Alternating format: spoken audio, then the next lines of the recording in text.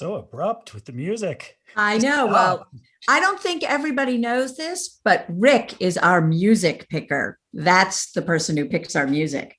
Yeah, I was telling Ann, I feel very Nintendo this week. Apparently so.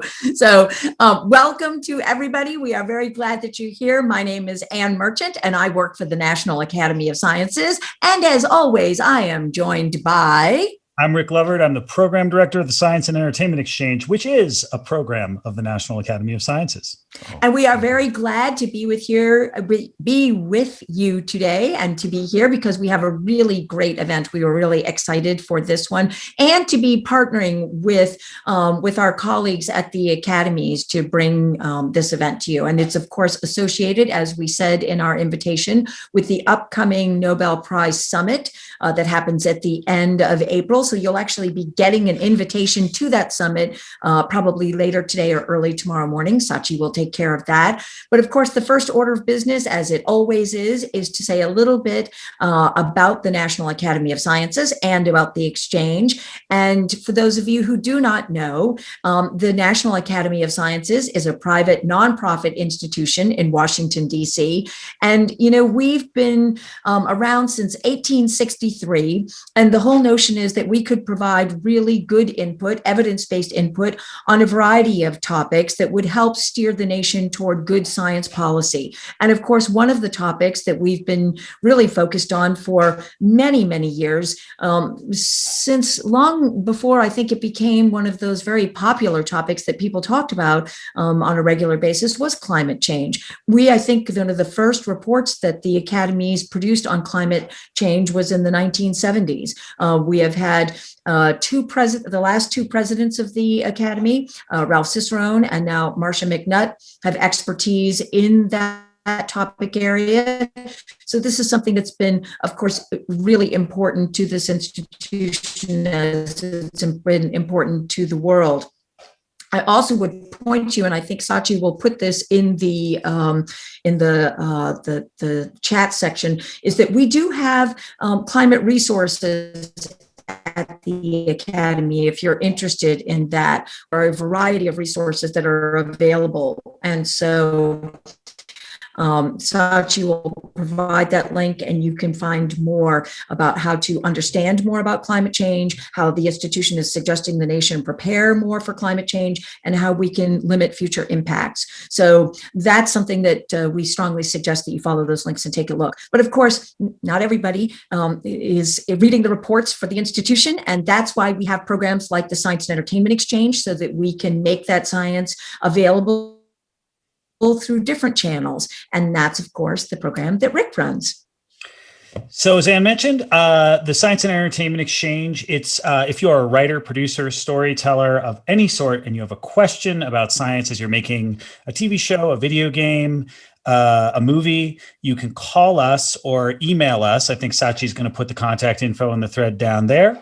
And we will connect you with a scientist or a field expert who knows what they're talking about and can contextualize your question as you as you write your story. So we've done over 3,300 consults since we opened our doors over 11, 12 years ago. Wow, it's been a while. And we've done over 300 events like this one. So some of the projects we've worked on are projects like Avengers Infinity War, Black Panther, which will inevitably come up today with Joe Cole in the mix, Captain Marvel, Songbird, and Chernobyl. So if you are a STEM professional, and I know we reached a little bit of a different audience with the Nobel group this time around. So if you are just hearing about the work that we do and you're interested in being connected to storytellers who are making, you know, big summer projects, and some of them even on a smaller scale, but still projects that that reach a mass audience, please do contact us. And I think that information is down below in the chat thread.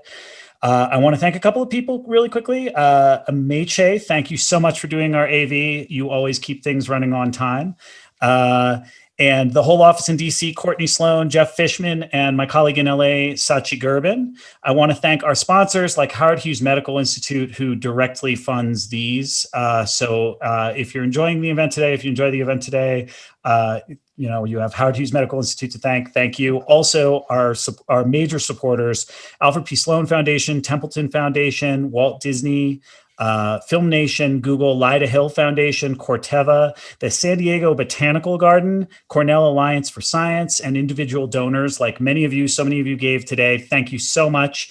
If you have given at the supporter level, we will be sending you a challenge coin, but also you will have access to our VIP Q&As. There is no VIP Q&A today, but we do them very often, and they give you a chance to ask questions in person to our speakers. So if you're interested in that, please consider joining at that level if you can.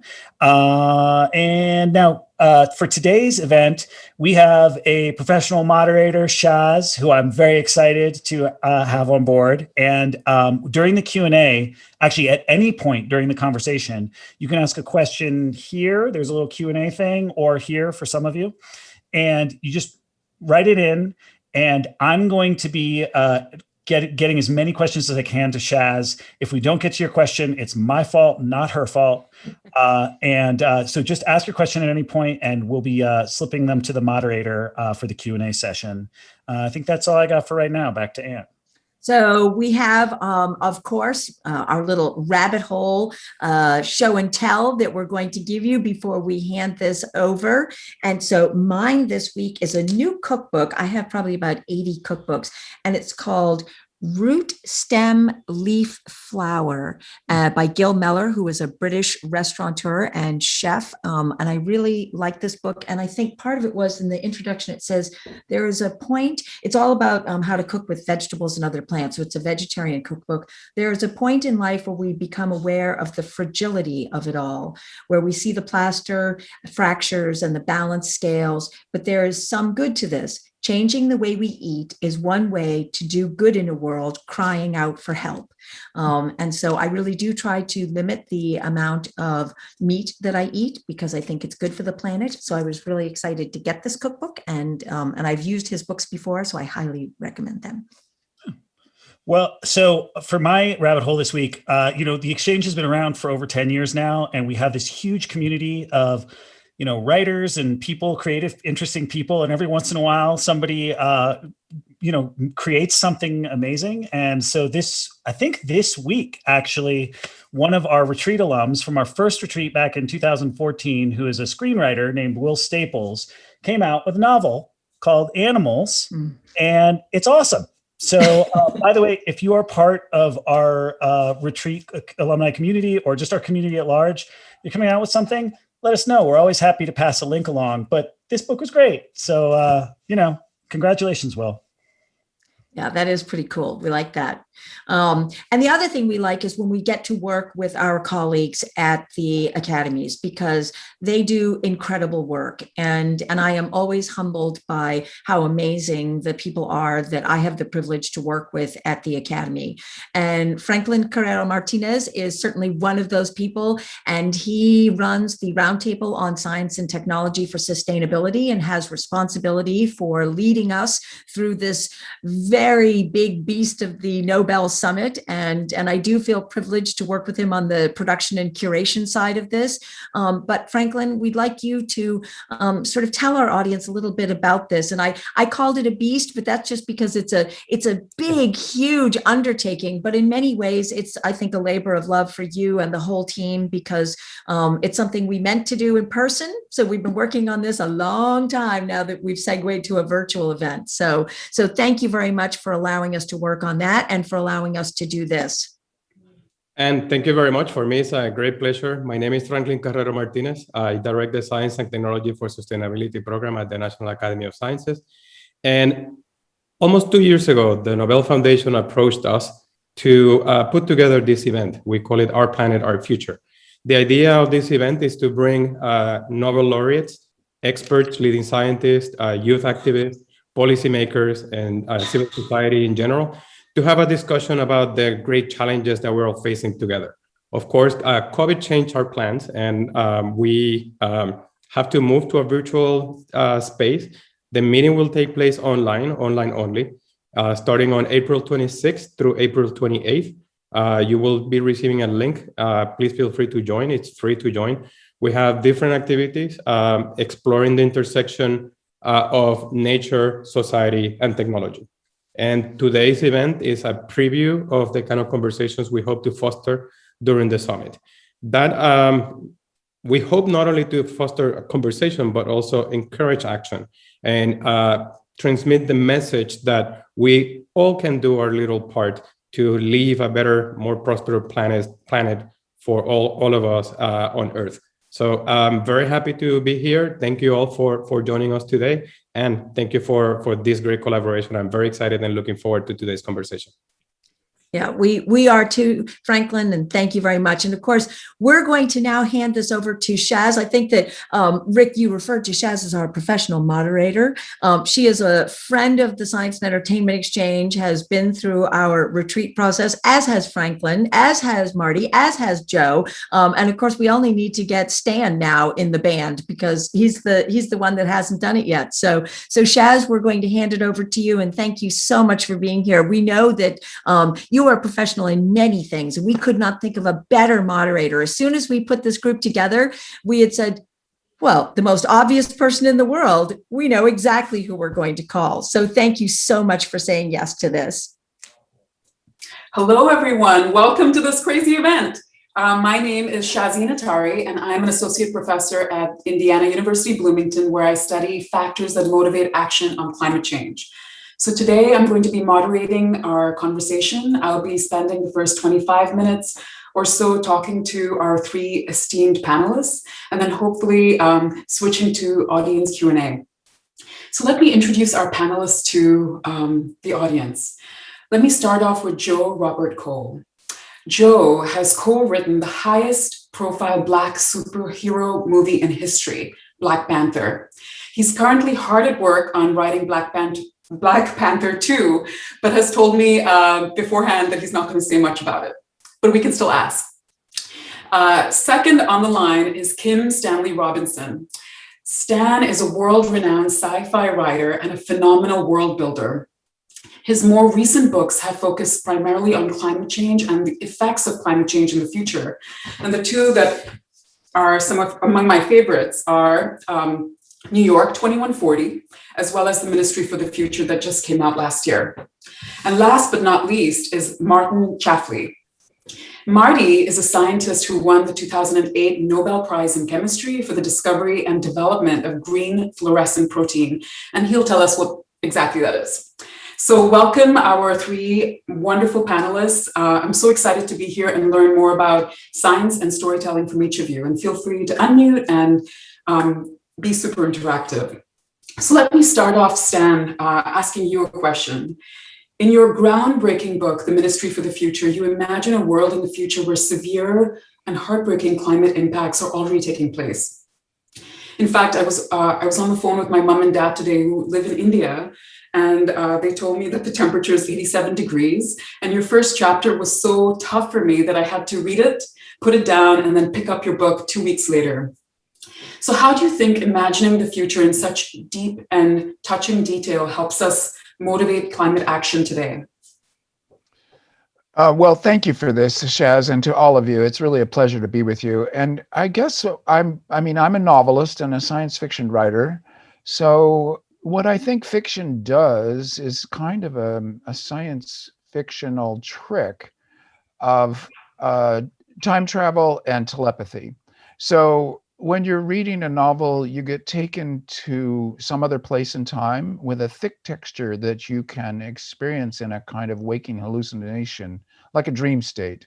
At the same time, you have telepathy, which is very rare in this world. You're inside other people's heads and experiencing it as they would experience it. And this experience of the other is very rare, very valuable. It's why people have loved fiction, and it was developed as something that you read on the page very intensively in the 18th century. It was the new thing, like the internet is new now, and because of its immense power to grab you for a moment and put you in other people's lives. So in this particular book, I thought we are on the edge of creating temperatures high enough that people will die if they're not in air conditioning. And this hasn't been properly recognized. The edge of the emergency that we're in. There's even been talk of, oh, well, humans will just adapt. We'll adapt to a 3°C rise. And I wanted to point out that that's not actually possible biologically. So that was the inspiration for this particular book. And, as a novelist, I feel like that's what I can contribute. Thank you, Stan. The next related question for you, Joe. So Joe, you've said that one of the amazing things about Wakanda is that it's an African nation that is wholly self-determined and without influence from the outside, without westernizing influence. It's never been conquered or colonized. So what do you think is the role of films in shaping the future and drawing light to the false narratives of the past?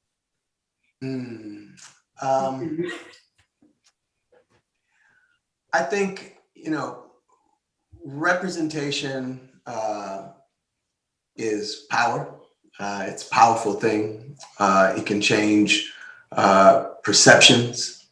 I feel like the concept of oppression is about power and wealth, and it uses oftentimes narratives and institutions to maintain that concentrated sense of power, right? And so I think the more we see the humanity in each other and the truth of our past and our past connections, and I think the deceptions that are kind of baked into the world as we know it, I think the harder it will be for masses of people to kind of turn a blind eye or to allow our world to maintain how it's been built on these kind of misconceptions about each other.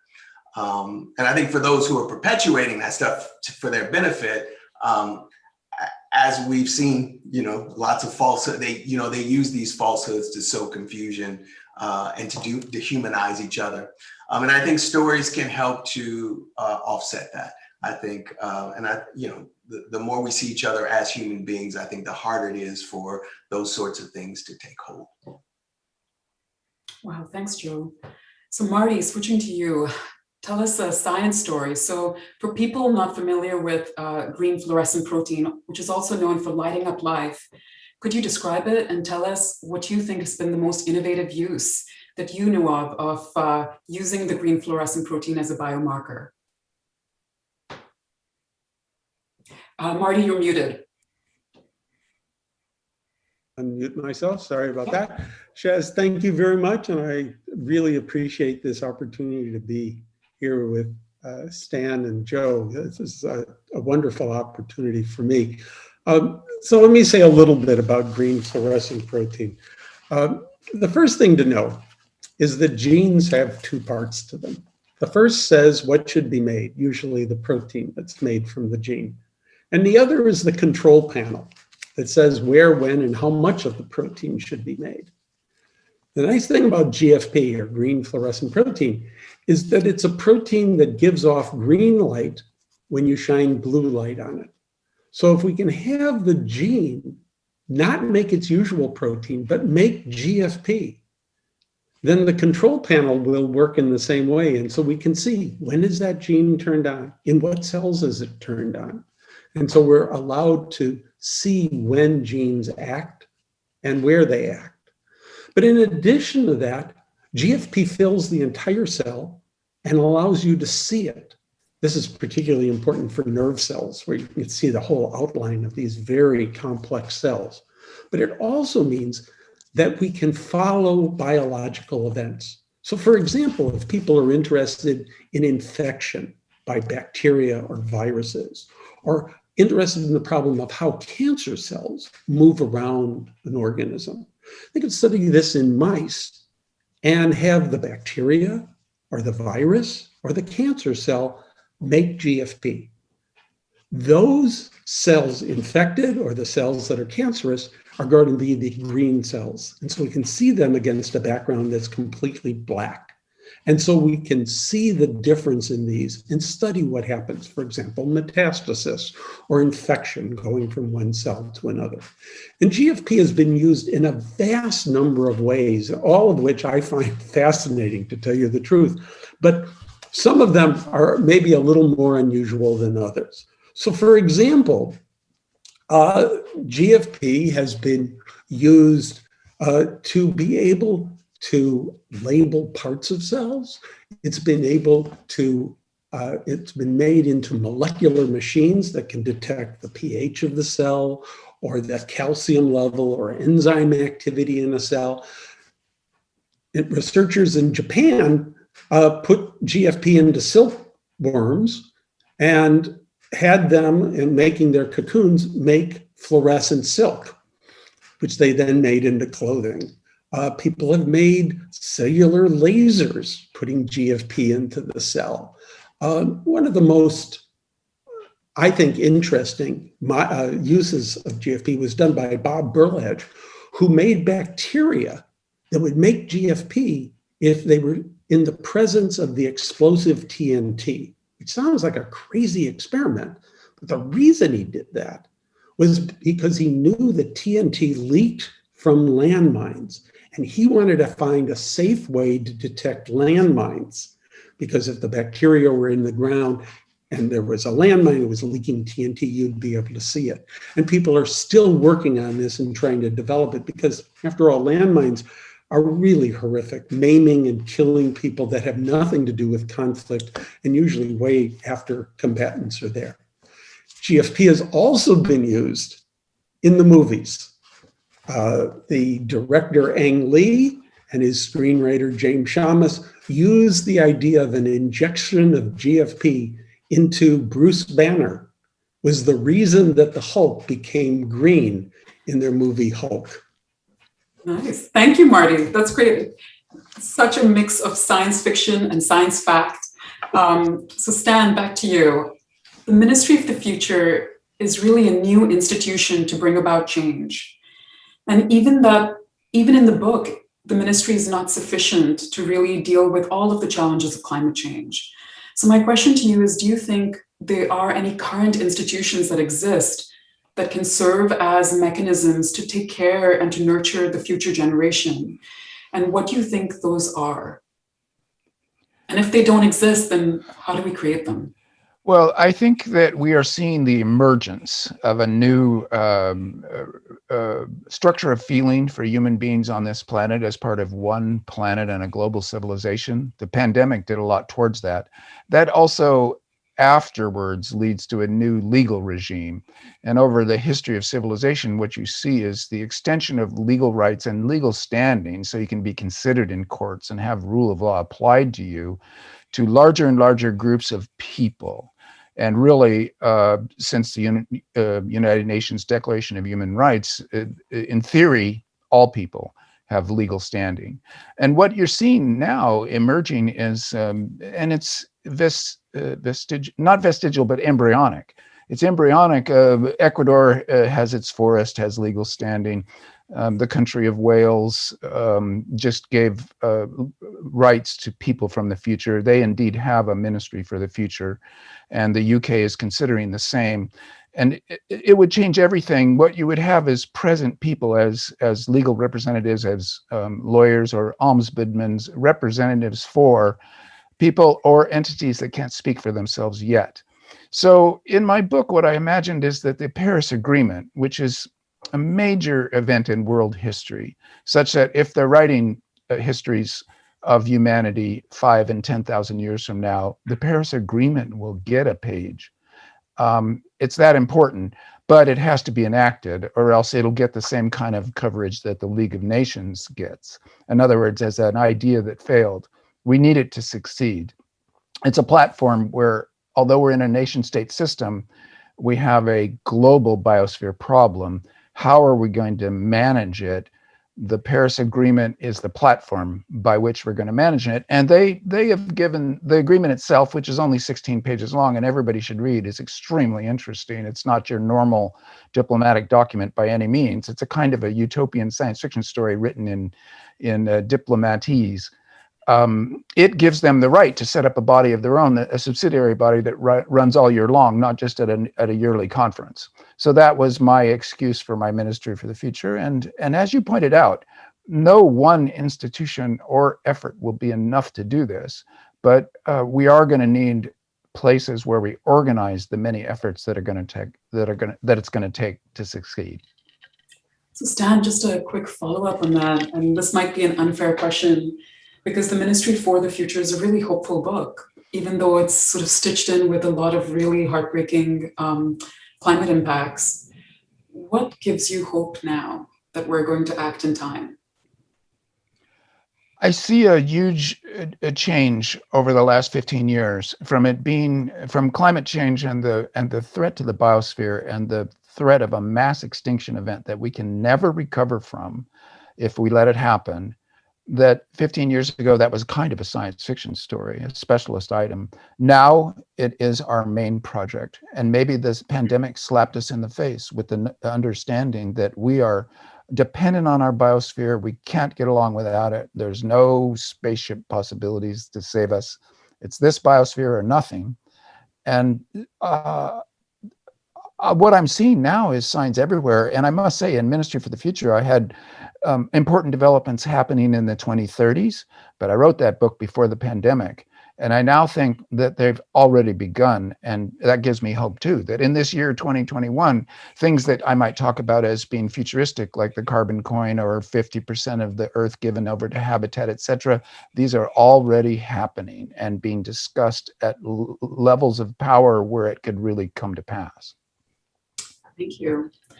So Joe, my next question is for you. So Black Panther has some really, really cool technology, vibranium, which can be used to create deeply advanced technological societies. And initially in the story, the Wakanda king wants to keep it for themselves rather than share these technologies with the world. So I guess my question to you is, what makes you feel like vibranium should be shared with the rest of the world? And it's kind of also related to Stan. India just goes off and does geoengineering. And what gives you hope that these types of technologies in unilateral hands sort of will be used for good rather than for evil or violence? Well, it's hard, right? But I think in a way we have no choice. Technology isn't going to go in reverse. It's moving forward. And so I think it's a balance of things that we don't currently have globally, which is trust and understanding of our shared humanity and kind of accountability for a lot of those things. And I think, so some of that is very structural, but a big part of that starts with that something that, I try to infuse in storytelling, which is kind of empathy and again, that kind of shared sense of responsibility. I think, Stan was speaking about how the pandemic kind of showed us that, there is a global connectivity and fragility to all of us that if we embrace, we could solve quite a lot and allow ourselves to use technology for the good of everyone. As currently everything is everyone has their own, for lack of a better term, tribe or very self-serving. And so in that context, it becomes much more difficult to find kind of global solutions. And I think as we become, I'll use an example, the slippery slope of connectivity right now, right? I think people's awareness of their connectedness is greater than ever because of technology and social media. Oh, there's so many people who are similar to me and so on and so forth. And that exists. And also that exists in a way, in a context where I think we have more access to information than we've ever had before, to historical information. You can look things up. At the same time, I think people are less connected to people because of that same technology in a way.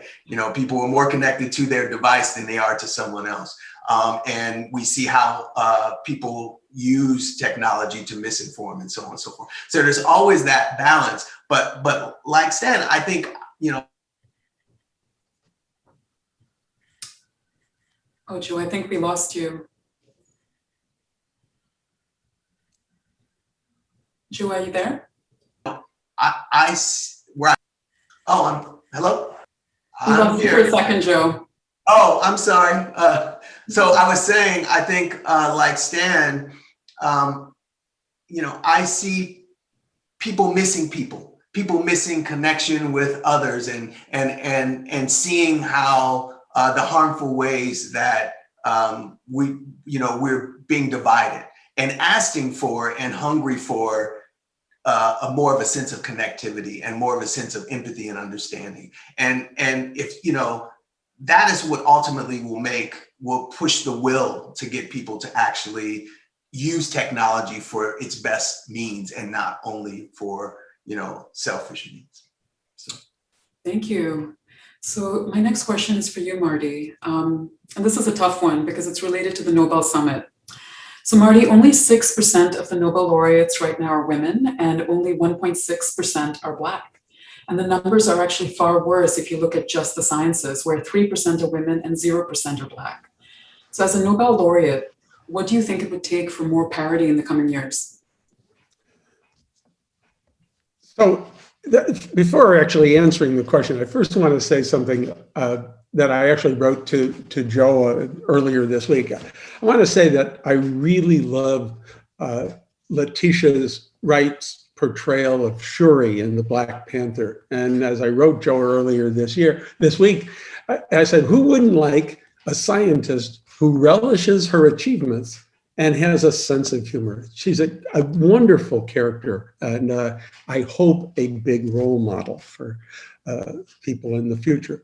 But to answer this question more generally, I think one of the positive aspects of the saddening deaths of George Floyd, Breonna Taylor, and too many others, that universities and professional scientific societies have had to take a hard look at themselves and realize that they've not worked actually hard enough for equity and inclusivity.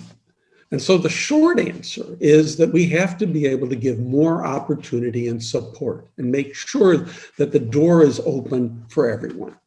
An astonishing number of Nobel Prizes in science have gone to American scientists since World War II. And a large number of those winners have either been immigrants, several from countries that don't have their own Nobel laureates, or children of immigrants. And this says to me that anyone can be a Nobel laureate. And my winning of the prize also says that maybe even more strongly. But our research establishments here, the universities, public funding, and the coupling of this with a vision that has not been narrow to look for immediate reward has led to remarkable discoveries. The Nobel, in my opinion, is a prize that's not for the smartest scientists or those with the most papers or the biggest labs. It's for scientists whose work changed the way we do science or understand the world. Work that has been impactful. And I like to think about the development of science, or what we can do for them, in analogy to how countries could develop great Olympic teams. The effort has to start with the support of schools and amateur sports programs that build a farm system, a way of developing talent. So in science, we have to emphasize education and the training of the next generation of scientists. And we need to give an opportunity to involve all people, Black, Latinx, Indigenous people, everyone. And after the training, there needs to be support. We have to provide the equipment, the supplies, and the funds needed to do the work. Unlike the sports analogy, however, building a farm system is not enough, and even making an astonishing discovery is not enough, because time is needed to see the discovery has had an impact. Regardless, we have to start with making sure we have a broad and diverse pipeline of researchers and give them the chance to see what they can do. So it probably might be a lot of time until we actually see that happen. But we should start. Yeah, of course. And we should continue and to enlarge. So Stan and Joe, my next question is to the both of you. So stories in science, once they're out in the world, the storyteller and the scientist no longer have control over the narrative. So people can co-opt these narratives. So for example, Joe, you might be familiar with this, that some white nationalists tried to co-opt Black Panther and incorrectly arguing that the movie stands for isolationism and anti-globalism, so on and so forth. And similarly, Stan, I think Ezra Klein asked you a few questions about how the Ministry of the Future focuses on violence and eco-terrorism and what the role of violence is in sort of bringing about huge change. So I guess my question is, how do storytellers sort of make sure that their narratives are not co-opted? And has it been possible to make sure that your narratives are not co-opted? So what can we do to hold the narratives true to the original form or original cause? You want to start, Stan? I'm sorry, that was a big one. I'll give it a try. I don't think you can. You put a work out in the world and people will interpret it, and it's meant to be interpreted. So it's a tool for thought. You tell a story, and one of the reasons that I love the novel in particular is you actually just put black marks down on a page. Someone else, separated perhaps by centuries, looks at those black marks on the page, and in their mind, they have to invent the story. So already, when you're talking about prose fiction, you're talking about co-creation, a very intense process on the reader's part. And I became a writer because I love to read. And as a reader, I like to fall into a state where I'm trusting my storyteller to tell me the story, and I just fall into it and listen as if I'm a kid listening to my mom, which is how it began. So at that point, you wouldn't even want to. In fact, I'm often accused of being a little heavy-handed with my messages. And I mean, I'm a utopian science fiction writer. I'm an American leftist. You can read my books. You're not going to miss that. No. So I put it out there, and I have to have generous readers that'll say, oh God, Stan, communist baseball player, I'm going to read him anyway, because I like the stories. And so indeed, there's a very high negative. My books are often widely hated. It's part of the package. You've got to take the bad with the good and throw your ideas out there. It's a privilege to be read at all. So I regard this as just part of the business of art. It's part of discourse. It's part of social life. Yeah, I'd agree. I'd agree. I mean, you pour yourself into the work you do. You have a point of view. You have something, that that you're trying to accomplish. Entertaining. It could be just simply entertaining people. It could be, an idea that you or a theme that has been scratching at you and you want to explore. And then it's for, people to take and to interpret, to embrace or misconstrue, however they choose. It's out there. And everyone is different, and we all are privileged to have our own opinions, even if we can't express them. Sometimes we have them, and so it's not it's not for me to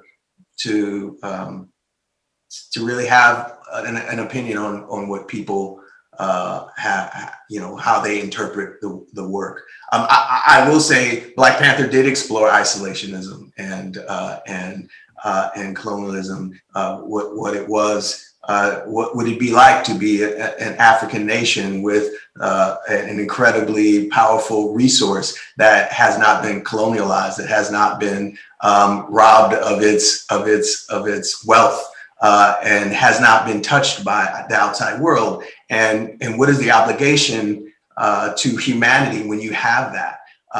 And ultimately, I think the end, they came to a more global, humanistic, more humane view of the world, which I think was what we were. I think that's what we were trying to talk about, and then reflecting on how our nations who are, quote unquote, advanced, how they take what they have and how they approach the world, and it's a food for thought in terms of that as well. So, thank you, Marty. The next question is for you.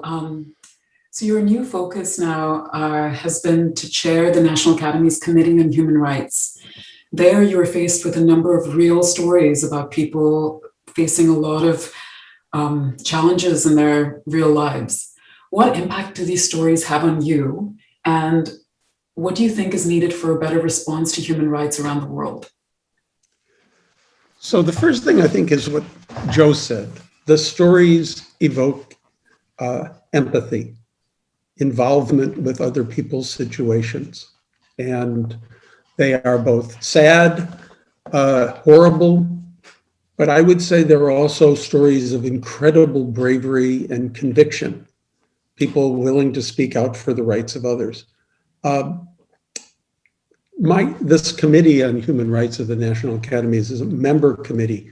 It works on behalf of scientists, engineers, and health professionals all over the world who have suffered major abuses of universally accepted human rights.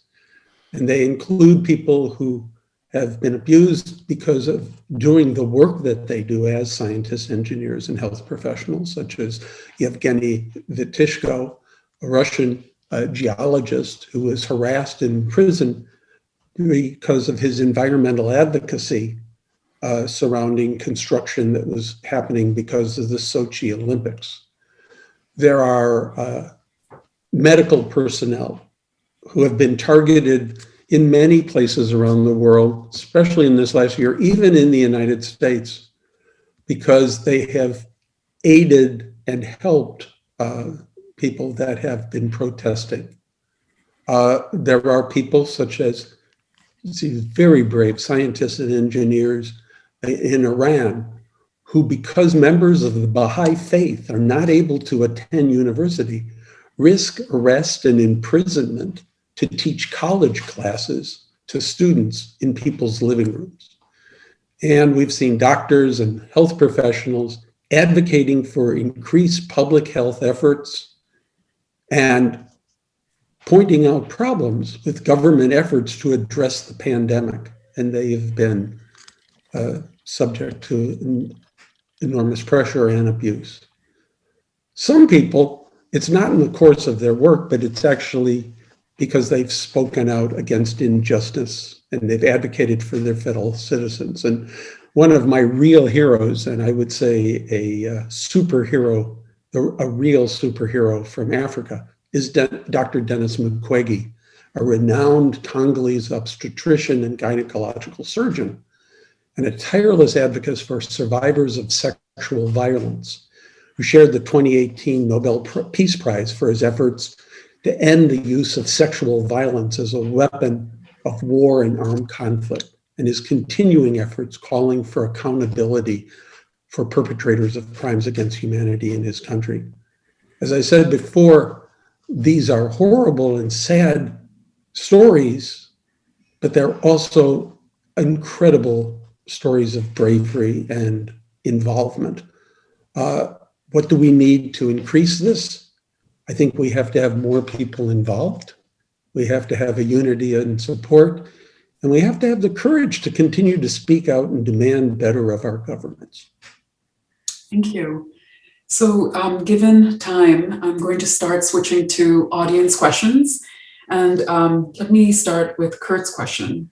So what stories do each of you believe will best inspire the next phase of human evolution on our planet? Stan, do you want to start with that? And then over to you, Joe. Well, you can only work in the present. We live in the present. So I guess I would say, especially speaking of as a science fiction writer and talking, since the question mentioned evolution, we have to dodge the mass extinction event. We need to tell ourselves the story that it's important, and we need to execute it. And until we've done that, all the other more inspirational and expansive stories are the rewards for right action in the present, but currently irrelevant because a bigger story has overshadowed them. So I would say that all our focus should be on getting into a good relationship with the biosphere of Earth and keeping our fellow species, our cousins, alive. And that's the only story that matters right now, as far as I'm concerned. Yeah.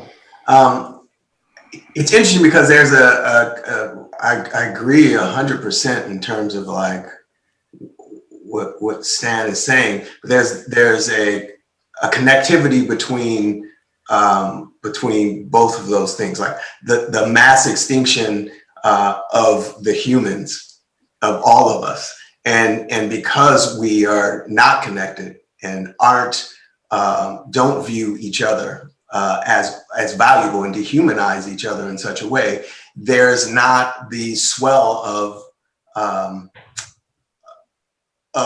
will that is necessary in my mind, that's necessary to get to mobilize our world to do the thing that we have to do, right? And so it's like it's not an and or in my head. It's an and.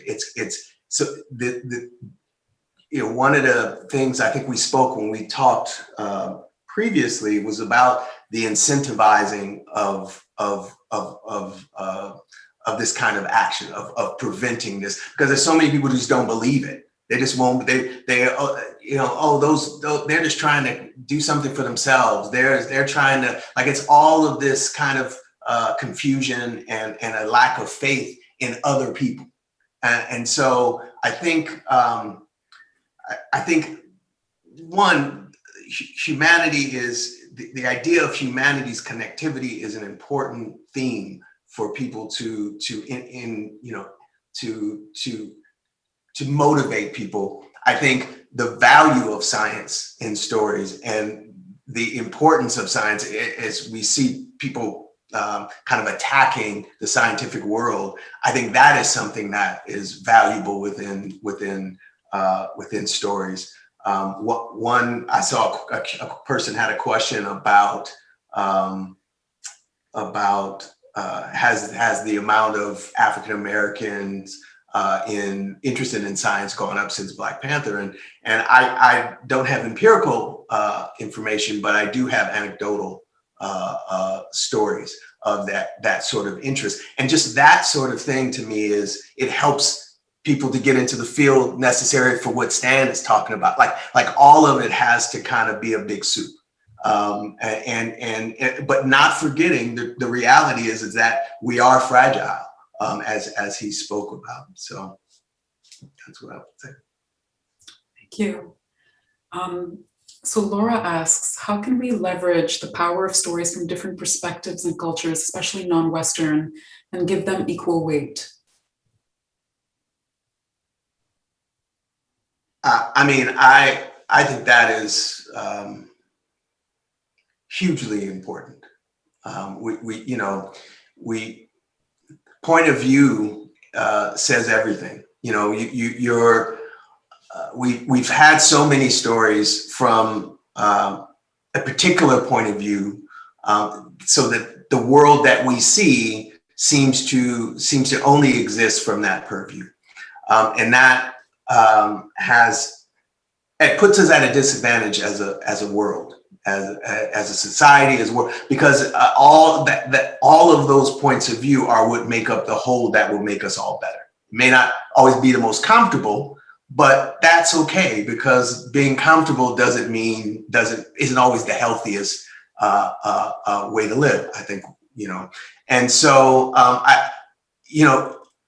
one great thing that I think is happening is that people are hungry for those points of views, and companies who make content are aware of that audience base now, and so they are more open to embrace it. For so long, it was if you're like Black Panther would never have come about, because just the idea of trying to do something on that scale, they would say there's no audience. There's no one wants to see that, because the point of view of who they're looking to as an audience has removed a great deal of our world from the equation. And so I think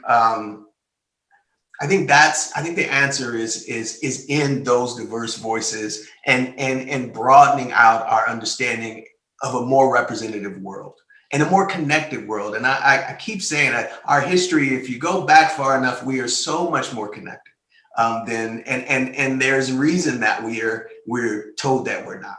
because that makes us easier to manipulate for those individuals who gain from that separation. And so, you know, at a certain point, you get to a place where, oh, it's just as important, you know, what happened to someone who doesn't look like me than it would happen if they were part of my family. And then you get the closer you can get to there. And I'm not saying we have to, you know, I'm not trying to say we all need to get in a bit of group hug, but what I am saying is the closer we can get to that, the easier it is to do the big things necessary for our planet. Thank you. Can I add something? I want to add something as a white, aging, suburban, middle class American man. What do you do as an artist? I say you give it a try. That imagining the other is basic and important, and you can only try. You can't be sure you're right, but when you try, you find things out, and then your readers will tell you whether they think you found out something interesting or not. But you find out something for yourself, which is that practically any other subject positioned on this planet, I would be really mad. So then I'm thinking to myself, oh, I'm in a world where a lot of people seem to be really mad. I wonder why that is. Well, I know better because I've actually tried to imagine what it would be like if I were in that subject position. So this is something that you can try, and it doesn't matter your biological details, your biographical details. The world of storytelling is trying to imagine that you're in the position of the other. And so it's crucial and central work. Thank you. So if I could add Yeah, sure. a science perspective, I think one of the most pernicious myths about science is what I would call the great man myth, that discoveries are made by a single person or a very few people. But in fact, the most exciting time in a laboratory for me, and has been all my career, has been when people have been working together. And the more diverse the people are that are working together, the more difference in ideas and perspectives, the better it works. And so this idea that there's a single person that directs everybody under them to do something, I think is really not the truth, but it's one of the myths that we have about science. And it is, in fact, the working together. And to have more people with more diverse perspectives only helps the situation. It's certainly been the case in my lab for, as I say, my entire career. Thank you. So Max asks, what are some predictions from your favorite sci-fi authors, and I'll add fantasy, that have come true? And which ones are you actually happy about? So I can start us off by a friend of mine shared with me the Andromeda strain and how that's related to the pandemic. So Stan and Joe, any thoughts on that? Sci-fi and fantasy becoming real? Fiction to fact? There's one, the funny one, I think, is that Percival Lowell said he was seeing canals on Mars through his telescope, and predicted that there would be a Martian civilization up there, and the planet was drying out, and that's why the canals, and you could see there were polar caps, and the water ice is being shipped south, and it went on like that. And so the whole world thought there was a Martian civilization up there from about 1900 to about 1930. That would be the commonly held scientifically literate person point of view. Well, we've been told by the astronomers they're up there. So this was a hallucination and a science fiction story on Lowell's part, but it might lead to people being on Mars by accident. And I think that what I would want to generalize from that story is most of these predictions coming true happen by accident, that science fiction isn't really in the business of prediction, and you can't predict the future. So if that was your business, you'd be in terrible trouble. But luckily, that's not the story. The first thing that came to my mind is it hasn't come true yet, so I'm just still hopeful. I love this. I love Stars of My Destination, and I want to be able to be around when people can just teleport and be where they want to be. like the idea of that that connectivity universal is quite amazing. Jaunting. I'm waiting. Me too. Ready to teleport. So the obvious one that has taken place is the Star Trek communicator. That's right. And that we have had, and I think influenced the ideas of how we look at cell phones and what we do with them, but has gone way beyond what it was in the movies and the TV show. Wonderful. So I think this might be our last question. And this is actually one that I get asked by a lot of my students. So Arya asks, how can I, as an environmental science student, continue to see the light at the end of the tunnel and hope that corporations and people will understand that we need to fix the damage that has been done?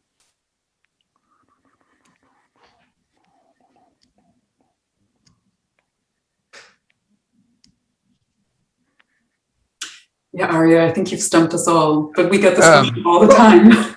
Look, it's a leap of faith, and it's the work of your generation and everybody alive and the rest of this century, and it's never going away. So in a way, it's completely daunting. And the only thing you can hold on to, I think, is that having a project, which is a very existential thing that gives meaning to your life, having a project is a necessary human thing. And if you don't have a project, you're in terrible trouble. So, okay, we have a project, it's inescapable. And so a project being a good thing, your life has a meaning. So then you just have to grind.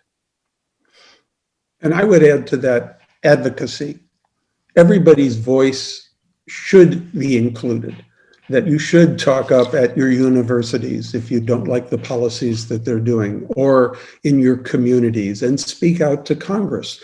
It's the involvement that we really need more than, I think, anything else, that people should not feel that their voice is insignificant, that joining together is really very important.